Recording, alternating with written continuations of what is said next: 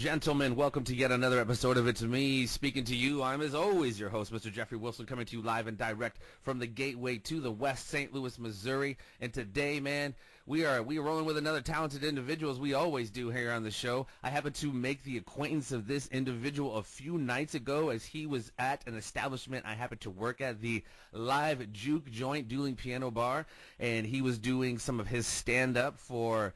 I forget what the exact charity was. He can tell me here in a second.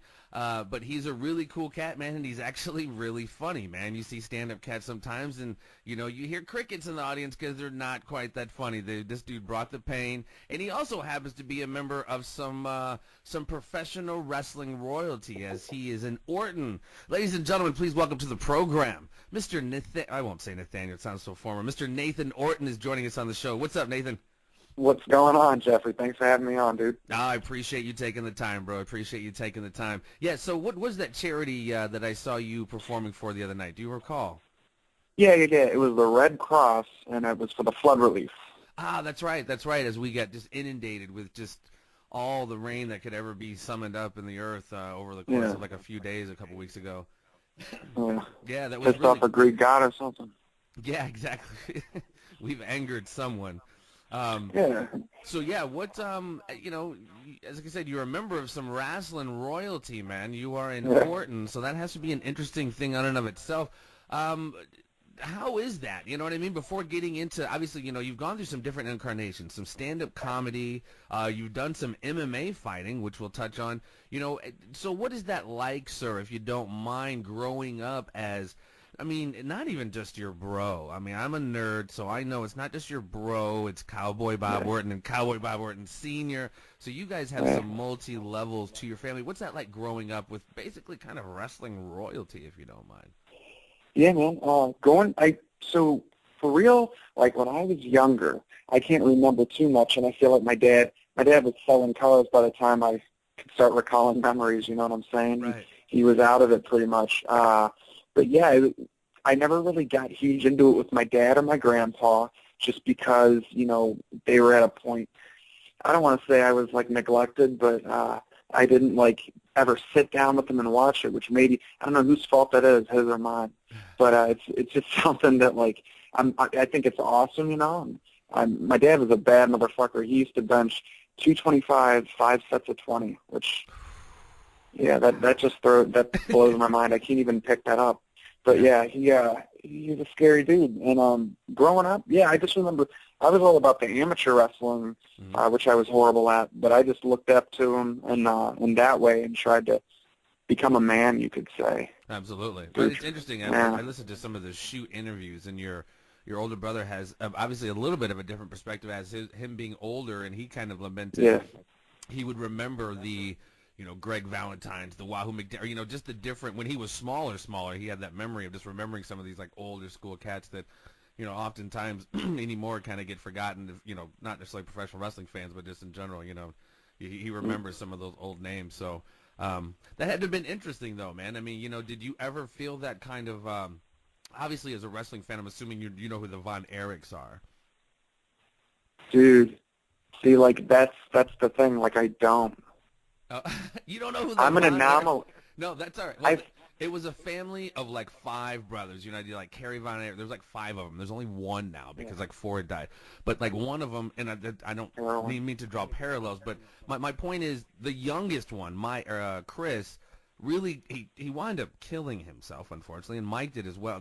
Well, 3 of them did. But anyway, my point is, did you ever? Jesus Christ! I know it's crazy. Kerry killed himself, Mike killed himself, and Chris killed himself, and David died in Japan, and Jackie got electrocuted when he was 3, and Kevin's the only one left. I know, it's crazy. Anyway, my question. Did you ever feel... I don't need much material. That's hilarious. Well, it's insane. It's crazy. But my point is in that question, you know, being like a Chris Von Erich, the youngest of like a wrestling family like that, did you ever feel any pressure, was the main thrust of my question, to fulfill any kind of legacy or any of that kind of stuff? Or were you just like, stayed in your own lane? Like you said, your pops was already out of it. Obviously, your brother's still in the mix. Yeah.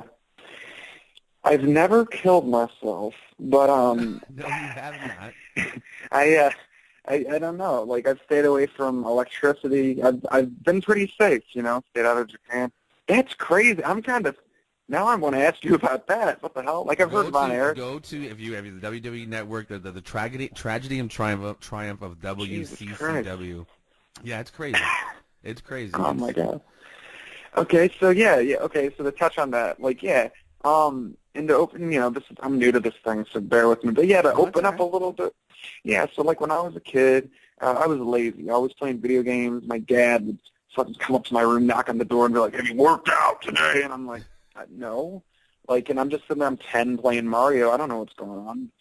I remember one time, like, he came up and he yelled at me for playing video games, told me I should get active. So I started doing jumping jacks, and he came up and yelled at me because I was shaking the house, like I couldn't win.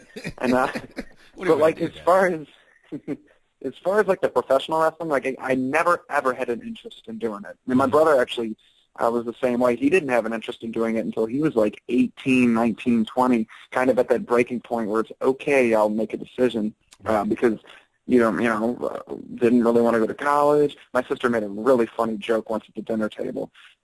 Florissant Valley is a community college, and they were like rap battling, and my sister goes, "My name's Randy. I went to Flow for a month or so."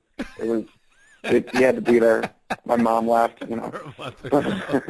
But yeah, he dropped out, and he ended up doing the wrestling. My brother's, he was built for it, 6'6", huge dude. Right. I'm a little ganglier, so not really not my thing. I did do the amateur wrestling, which I was just horrendous at, but I'm stubborn and I never quit it. And it did segue into MMA, which I was actually, that's when I kind of toughened up and was pretty much, I was, not to like humble brag, knocking people out and submitting people. That felt good.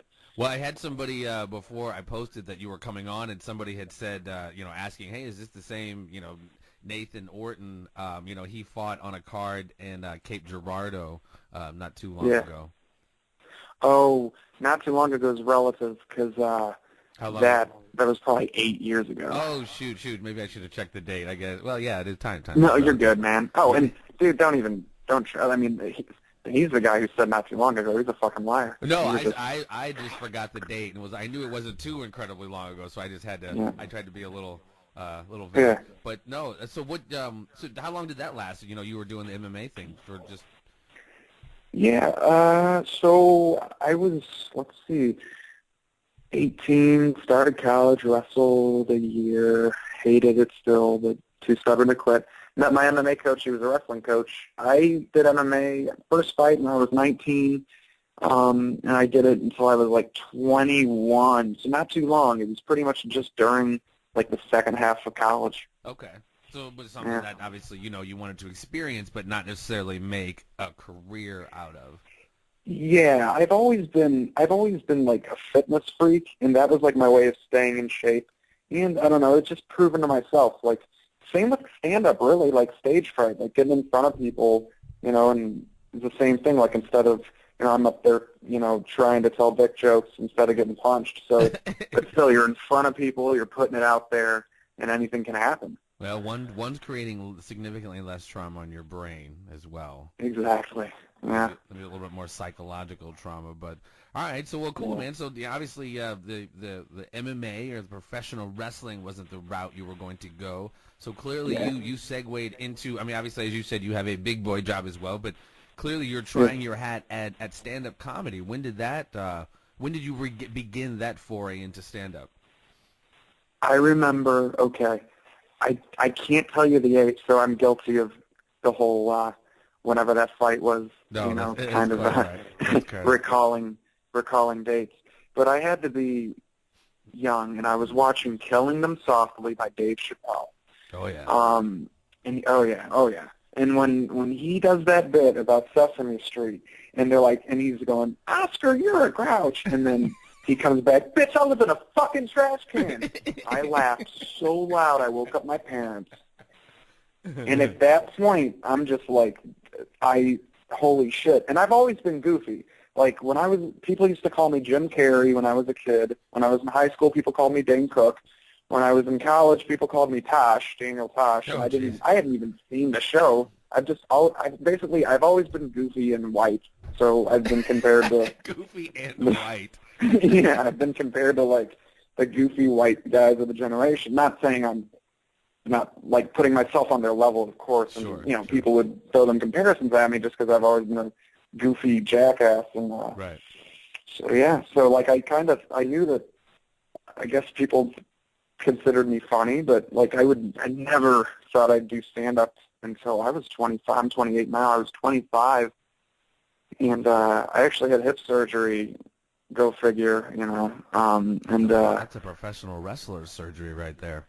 Yeah, dude. Yeah, like I was born with hip dysplasia, which is just a shitty, just really dumb. Like it just doesn't make sense. But yeah, after I got the hip surgery, my girlfriend at the time, who was a stripper, actually gave me chlamydia. Just to throw all that out there.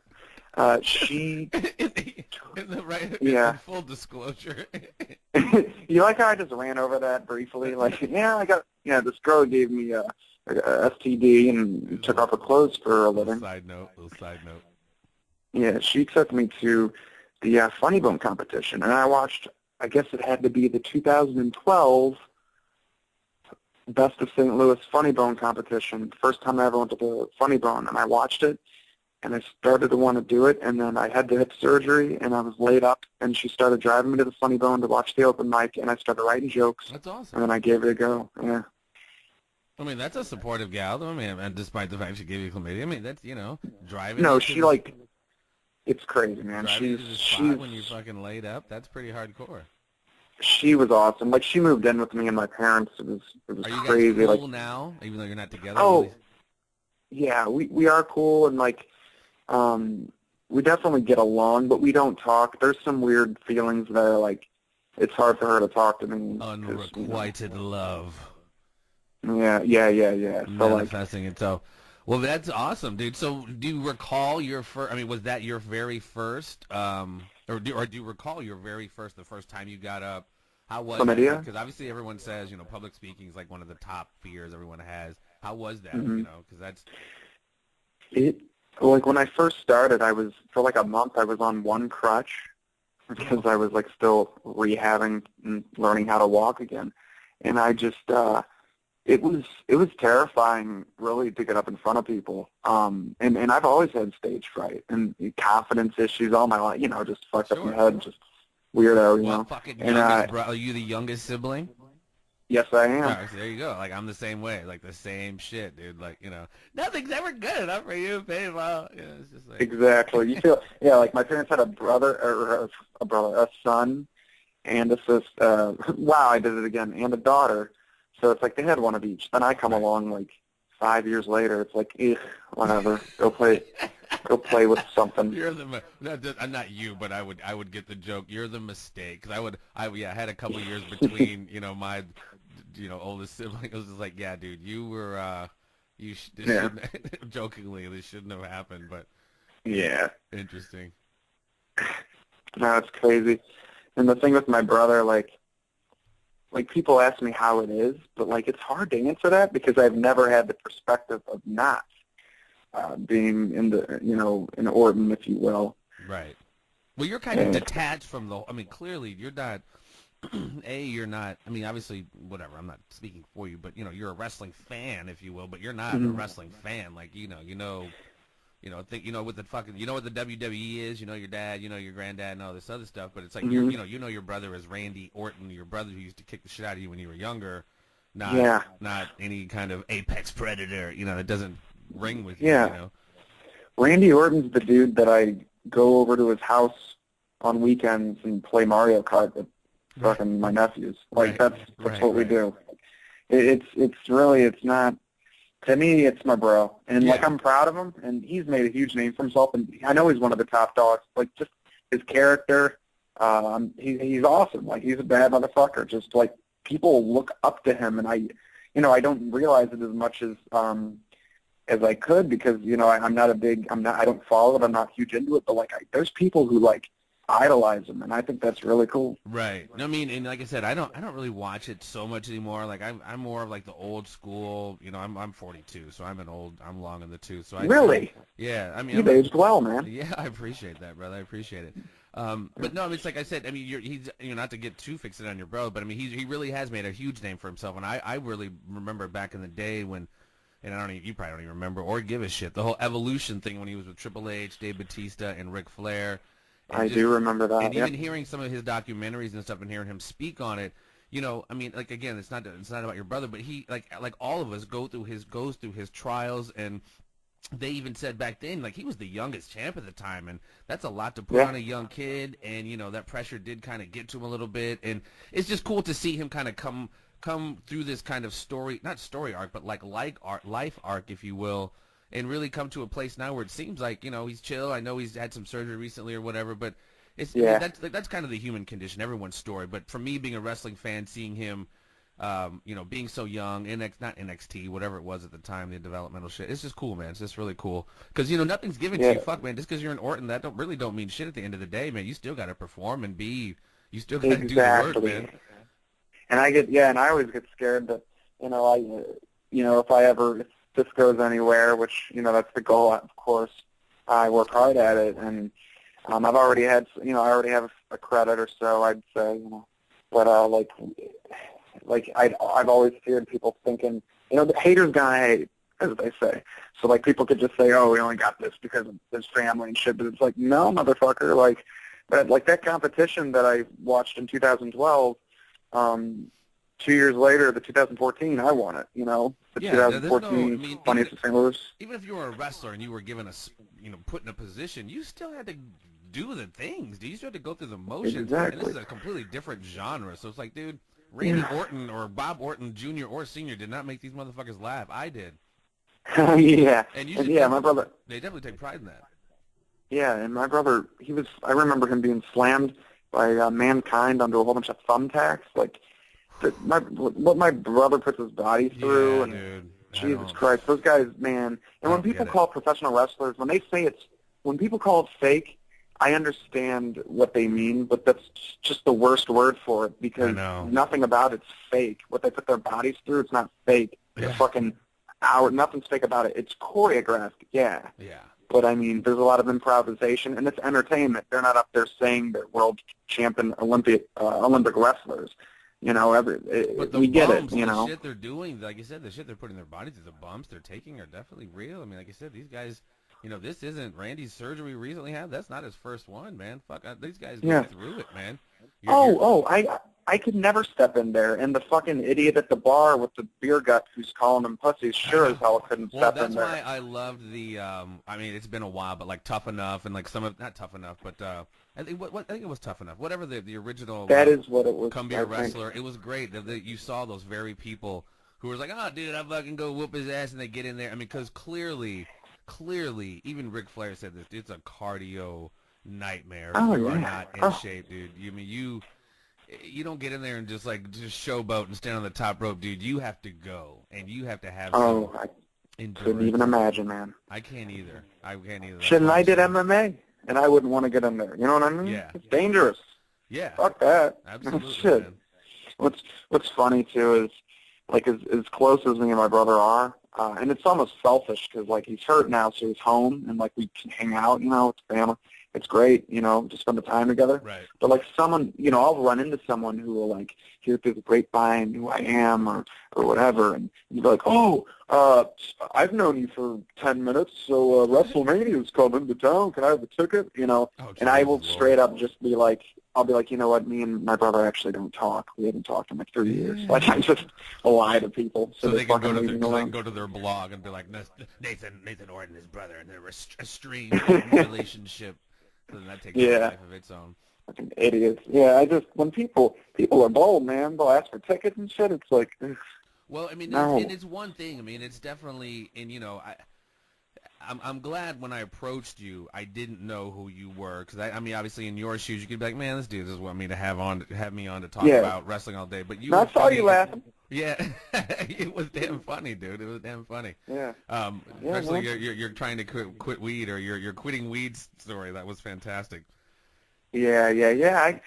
I gave, man, I'm on day 13, dude. Still can't fucking sleep. Oh. No, but it was cool, man, because it's just like, you know, I'm trying to, like, in my whole thing, like I said in the beginning, like, assemble a nice little variety of guests, talking about variety of stuff. So it's cool, man. It's interesting to see. I mean, you have an interesting story. That just like that doesn't your association with your name doesn't obviously define who you are, but that does add another layer of who you are. That definitely creates an interesting story. So, so what's 2016 and beyond have in store for you, bro? I mean, obviously you're a little new, not incredibly new, but a little new to the stand-up comedy world. What are you trying to do with all of that, bro? What's your end game, if you will? Well, they say that you're a rookie until you've been doing it for like 10 years, and I'm coming up on 3. So I know I have a way to go, and I stay humble. I mean, I have good sets, and I work hard, but I know I got a long way to go. Helium just opened, which the meeting was last night. We're so stoked about it, man. It's a great chain of comedy clubs all over the country, and Helium is actually at the Galleria Mall, which is, at first I was like, what? But then I thought about it. Then fucking thousands of people shop there a day. They're going to see it, and then, we can come here on the weekend, honey. That's going to be perfect. That old place where this tequila bar was called Vita. I'm not sure if that was it, I'm not familiar. Was it in the basement on the one end of the mall? Yeah. I don't know. Like past the food court? Neither here nor there. But that's interesting. That's cool. That's a new spot that's opening, though. Yeah, no, we're all stoked about it because, like, the open mic, they're going to record the open mics, and all the Helium general managers are going to get in and listen. So, like, you could be funny here and go up to Buffalo, New York, where there's a Helium up there, and host a show up there. Nice. Yeah, dude, it's a great opportunity for us. Like, there's a lot of hardworking guys in the scene. There's also a lot of people who treat it like a bowling league and go because they don't have friends, and it's hard to watch them on stage. But that's, you know what, I'm not going to not be honest. But, yeah, like, there's definitely some opportunity now. I swear, man, and the other stand-up guy I had on, his name is Jake Harris. He's funny as shit, man. He's from my hometown, but I relate my story to him. Like, I'm the same. I'm not stand-up material, but I'm the same. Like, I was always the class clown. I was always yucking it up, and everybody, making people laugh and shit. So when I think it was 17 or 18. There was a tryout to be on Jay Leno. Just try out. So if you win this, it's like a semifinal kind of tournament to eventually maybe be on Jay Leno. So I went to it, and it was just like, it's just crazy how little I fucking knew about any of that. So how I went in there was just so crazy. It didn't go well. Excuse me. Yeah, it was just insane. And it was great because I was watching everyone go up there. I'm like, man, they suck. I'm like, fuck, these guys suck. They suck. I swagged up there. It was just insane. So my point is, like, now I'm 40 freaking 2, and I have such a different understanding of stand-up comedy. It's not going up there and telling jokes. It's really understanding how to craft stories for hopefully 60 minutes. I know every comic is eventually it's like, dude, I got a new 60 minutes. I got a new 60. I got a new 30. Yeah. I got a new 60. Yeah. That's ultimately kind of what it's about. So keeping that fresh is just an amazing task, dude. And knowing the greats, and that's the other thing. Who are some of your greats, man? Who are some of your Mount Rushmores and beyond, if you will, of influences? Okay. If I had to have I like that analogy, man. If I had a Mount Rushmore, there's 4 motherfuckers on there? 4 old dead white guys? Right? 4 or 5? I'm an idiot. They're only 4. They're only 4. That's what I say, okay. 4 or beyond. Your Mount Rushmore or your top 5, if you will. All right. Well, okay. Let's do top 5. Off the top of my head, my top 5. And there's other guys who are like this isn't my top 5. Go back to fucking Buster Keaton if you need to, dude. I mean. No. Okay, so like for example, here's Anthony Justin. Like he's newer compared to me. He's vet, but he's 10 years in probably. Netflix special and was dying. Oh, incredible joke writer, and I just love his blue humor and how he gets away with it. But that's an example of someone who I look up to who's not my top 5 though. So it's weird how I started with him. Influence. My top 5 influences. Oh, you're good. What were you gonna say? No. I'm saying he's an influence, but he's not your top 5. Yeah. His joke writing's incredible. But yeah. I didn't cut you off, but okay. So the Mount Rush. Okay, the top 5. Number 1, Patrice O'Neal. My dude. Yeah. There's no. I'm in the works to have his widow on, brother. I'm in the works to have his widow on. That's incredible, man. No, he's the number 1. That's fantastic. I love it. Yeah, and I'm familiar with her too from the O&As. But yeah, dude. Black he's Phillip, number 1. Like Black Phillip. Oh my God. Oh yeah. And the way he goes up there just not giving a fuck, like, fuck you. He's so fun, just brutally funny, and I'm ripping that off because that's how he's described. No, but absolutely. yeah, that's my number one. Yeah. That's and then fantastic. the other four, in no order: Dave Chappelle, Louis C.K., Bill Burr, and Bill Hicks. Yeah. Yeah, we talked about Bill Hicks on my last podcast. The gentleman brought up Bill Hicks. Interesting. Yeah, he was just raw, and he said it like it was and didn't give a shit. And he was just funny, you know. He was informed too. He was able to take like kind of dark, smart, heavy shit like religion and politics and make it funny, you know. Oh yeah, he was great. Except he was taken by like pancreatic cancer when he was like. I always thought the dude was in his 40s. I think he was barely 30-something when he died. Crazy. Same with Patrice, 41. I mean, it's just like 41, yeah. Which is, I think he'd be like 46 now. I guess he was like Louis C.K.'s age. Yeah, was it been that long already? My God. Yeah, man. And it's just a shame because he was so damn good. He had just had that Elephant in the Room special, which his girl, Vonda Carlo, produced that music for that intro. Yeah. And yeah, he was in works and, you know. Yeah. Yeah, that thing was so funny, man, when he did the whole Natalie Holloway, like how we determine the value of someone's life being like how long you look for them. If it's like a young white woman, Natalie Holloway, they look for yeah, and then he's like, the young Peruvian woman, it's like, what was her name? And nobody knew. He's like, exactly. Because he offends all these people. They're all taken back. And then he fucking turns it on him, and he proves his point. Right. He's a genius. Yeah, and that's and what I just he realized, was very profound about. Like, if you listen to O&A for any length of time, those guys would just, like, a beginning conversation about something, Patrice would weave into some fucking profound, existential, like, almost game-changing, different like, if you listen, and I have, the whole, everyone, Patrice O'Neal is my number one as well, and if you go listen to the Black Phillip series, I don't agree with every single thing he's had to say about relationships, but my goodness, the brother is definitely onto something because, it was quite incredible because he wasn't the most attractive man in the world, but he had the gift of gab and some game that transcended all that. Exactly. And, you know, first of all, real quick side note, I want to call myself out when I went, bam, bam, bam, bam, bam. That's totally an Ed Sheeran song. That's not the intro to it. Well, no, but it had that same guitar riff. Yeah. It was like, the bluesy, I should fucking plug in and play it real quick. My guitar's in front of me. But I'd probably screw it up and embarrass myself and ruin the podcast. No, and I will say as far as disagreeing with Patrice, like, I'm totally about monogamy because I don't want to get AIDS or herpes. Right, you know what I'm saying? Right. That's my big thing. Like, I don't like having girlfriends. Like, right now I'm in a very good situation. I'm lucky. There's a girl. We both want to be single, but we just, she lives right by us, right down the hall. We got, it's perfect. But, like, I'm against the whole multiple sex partners thing that he was preaching because, that's how you end up getting something. Well, and I feel you on that side, but he was breaking it down as him and his boy, anyway, had they broke it down to the root, it's saying that our essence is, our propensity is to have, it's to basically as fuck as much as possible. We want our essence biologically multiple partners. Women do not. They want to fuck a lot with one cat, and it's.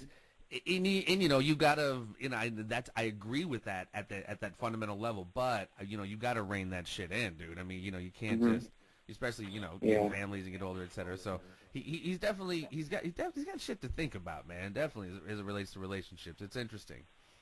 Well, yeah. Now I look at that as like your biologically, our primitive brain, your limbic system, the small central part of your brain that like a fucking jaguar.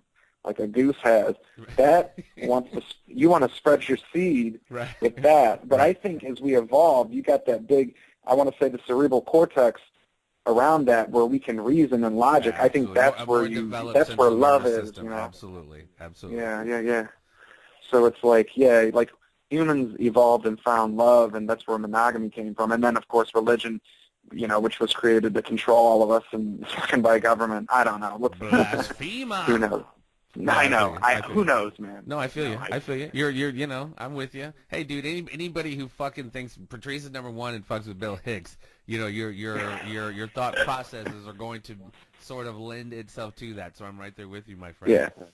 Yeah, right on, man. No, yeah, definitely, yeah, but the whole multiple sex partners thing, that's scary to me. Well, I don't fuck with condoms. Well, that's like I said. Anymore, like I said, you gotta kick that limbic system in and be like, dude, if you are going to fuck around, you need to protect yourself. Otherwise, it becomes one of those Darwinian things of survival of the fittest, or natural selection, exactly. because you will get weeded out, especially in St. Louis with the fucking you walk out of the door and you get the freaking HIV. I mean, it's just like.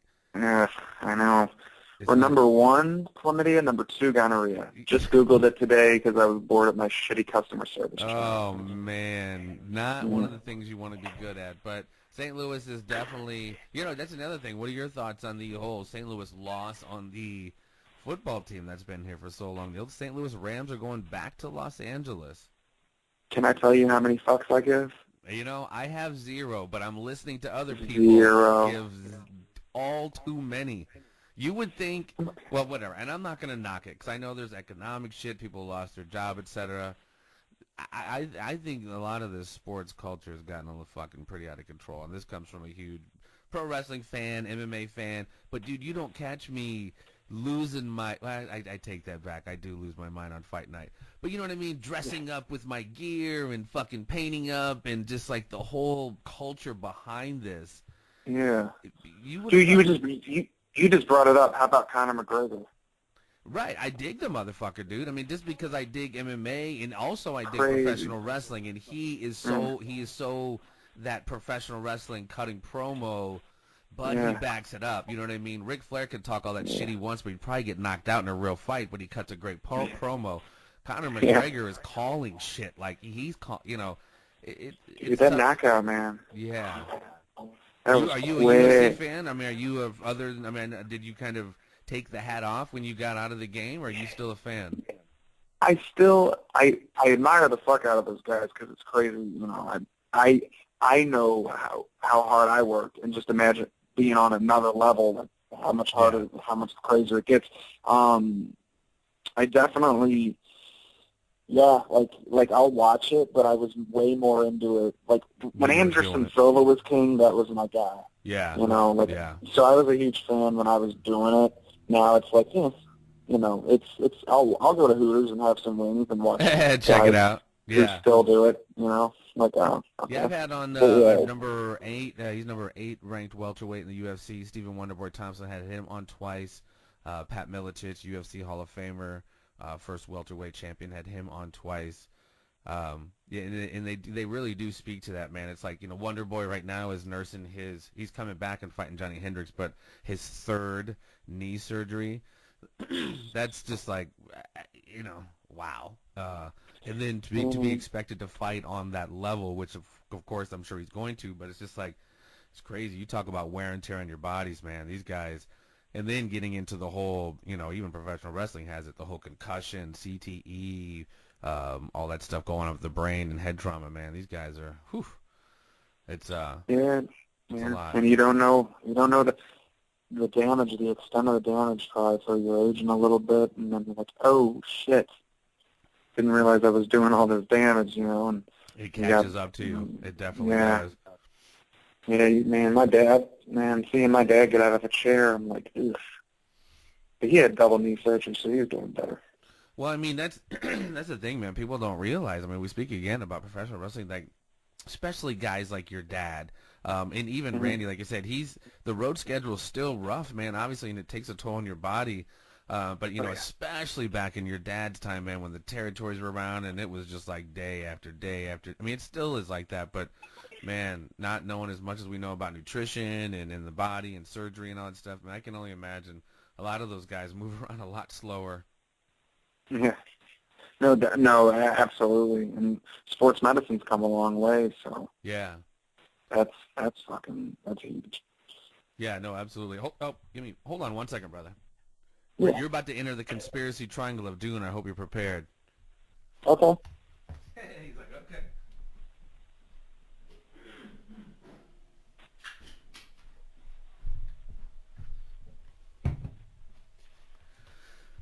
Yeah, I definitely wish people would give a little bit more respect to it is a sport in my opinion. They call it sports entertainment, but it's taken a toll on a lot of people that has brought us a lot of entertainment, in my humble opinion. But Mhm.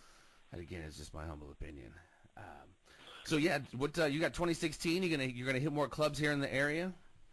Yeah, I actually, I'm like me as well as the rest of the scene, man. It's totally psyched around healing and just bringing your A game and moving up there eventually, and then moving throughout the country with it. And that's the goal. And also, I tentatively have something set up to go out to Las Vegas in like April or May, do a showcase, which is a huge opportunity. I actually ran into someone on Twitter Well, look who, at that. yeah, this Social guy. networking. Exactly. Yeah. And then that works out, man. Like I got lucky. I actually sent him that show that you were at, and he was like, "That, I've seen much worse, dude. Come on out." I was like, "All right." I mean, you can definitely tell. Whatever. You can tell you're new to the game, but you were funny, dude. And it takes a certain, comedic mechanic. Not that I have it, but it takes a certain mechanics, dude, and like affability to be able to like like I said, not just be able to write stuff, but be able to weave through your jokes, segue without sounding so, jokey or, like you're doing bits left and right. You don't want to be Carrot Top out there and shit. I just, not to knock Carrot Top's hustle. He's doing his thing, but it was good to see, man. It was good to see. Yeah. Rob Comic, there you go. Do you have any social networking site? Where can we find Mr. Nathan Orton and any of your wares? I do. I could give you my Twitter handle. It's throw it on at Orton_Nathan. I think, and this is weird. The whole Orton family thing. Like if you put my name into Facebook or Twitter, you will get 10 profiles minimum with my picture and my name. Fucking fakes. It's almost jacking your turns stuff. my stomach. Yeah. That's no good. Yeah, right, so, people are just weird, man. Well, I mean, they'll do that, you know what I mean, to try to attach themselves to some shit. But, all right, so cool. You found that, people can go check you out there. And obviously, I will do whatever to do what I can to update or shoot out any upcoming gigs you might have. Before I let you go, my friend, I will have to ask you to participate in what I like to call the conspiracy triangle of doom. It is very simple. 3 questions, which I will pose to you, my friend, and you can answer yes or no if you wish on either one, or you can expound if you wish, which I prefer, on either one, on any of them. But yes or no questions will definitely be adequate. Don't sweat it. Question number 1, are you prepared, my friend? Yeah. Do you believe in the existence of extraterrestrial intelligence? Absolutely.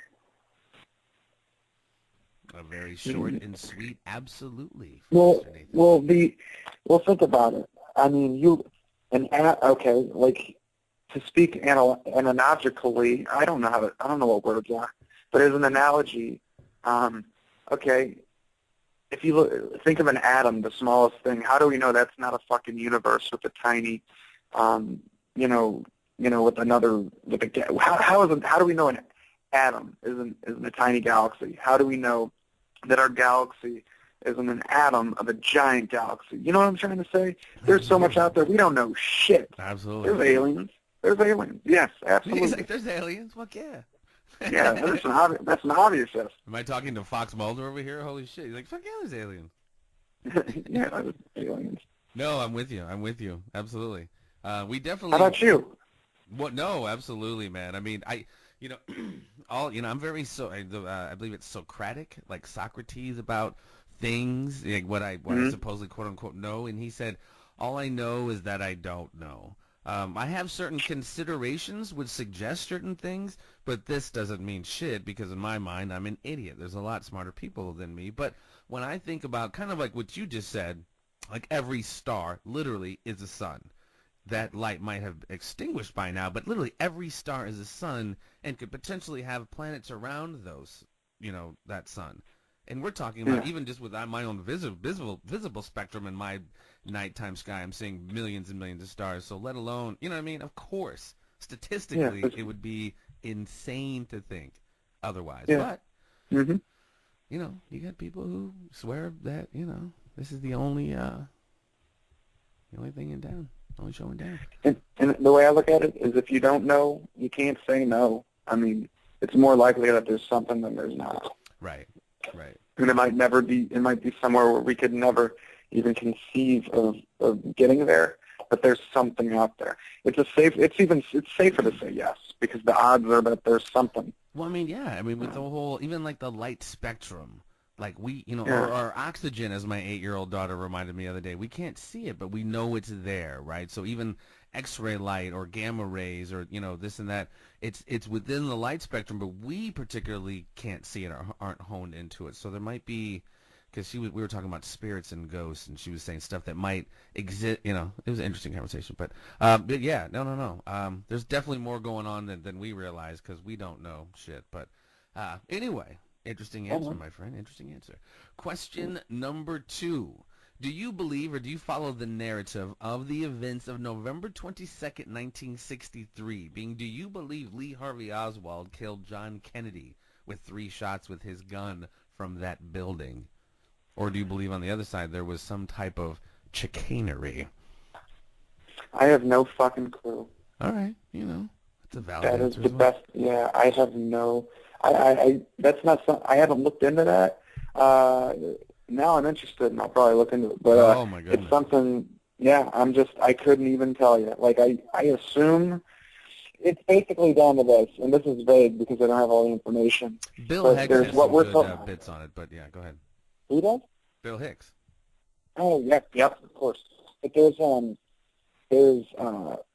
what we're told, and it all comes down to, was it conspiracy, like the whole point of these questions, or are we being told the truth or not? And I think that's really what it comes down to. And you can search all you want, but it does come down to opinion. And I guess I haven't formed my own, to be honest with that. Okay, no worries. No worries, Sam. No worries. Cool. Question number 3, and we will let you slide, brother, because I know we're running up against the wall here with you.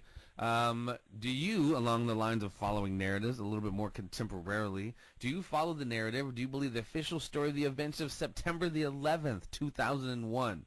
Of course, we have the 19 hijackers doing what they are said to have done, and of course, we have the other side of again, conspiracy, chicanery theory.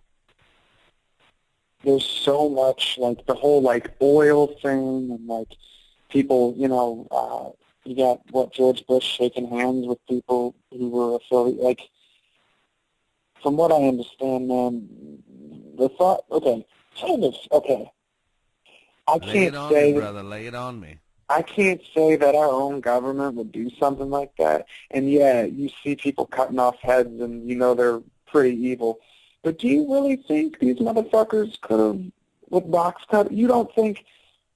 I mean, I don't want to say it, but who the fuck was on that plane to let those people get into the cabin? I don't know. I would have been swinging for the fences. I would have been trying to fucking incapacitate those, those men.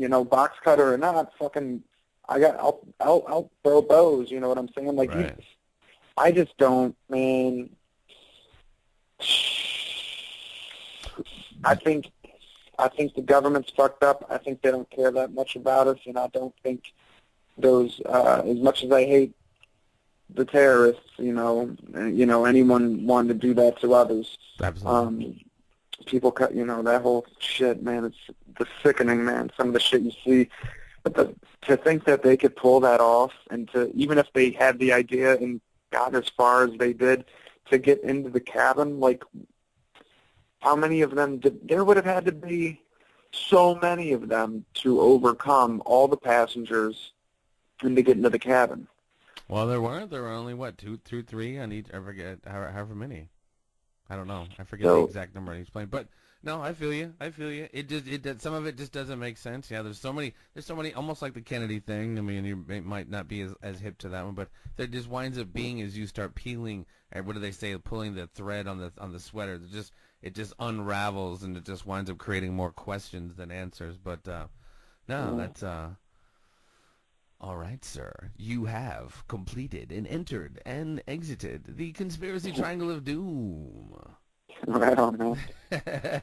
Thank you, my But friend. I definitely appreciate your time, my man. I'm looking yeah, forward to following your progress, brother. And when you get more gigs coming on, obviously let me know, and I will shout it out on any kind of social media stuff I have on. You are obviously a welcome guest to come back on any other time to speak yeah, on a little bit of anything, comedy, freaking extraterrestrials, yeah. whatever you got on your mind, brother. It's an open forum here, man. I appreciate your time. Jeff, I appreciate the opportunity, man, and I will let you know, when I'm at Helium or the Westport Funny Bone, which is what we got going on in the metropolitan area. And I really appreciate you having me on, dude. It's been fun, and I guess I'll catch you soon. Cool, man. This has been, I like to keep it formal, brother, but this has been Mr. Nathaniel Orton. Nathan Orton is joining us on the program. We will keep you abreast of all his comedic stylings that might be coming your way. This has been, it's me speaking to you, ladies and gentlemen. Stay tuned. Thank you, my friend. Thank you for listening to It's Me Speaking to You. Please spread the word and subscribe to the YouTube channel, and stay tuned for more conversations with a variety of guests on a variety of subjects.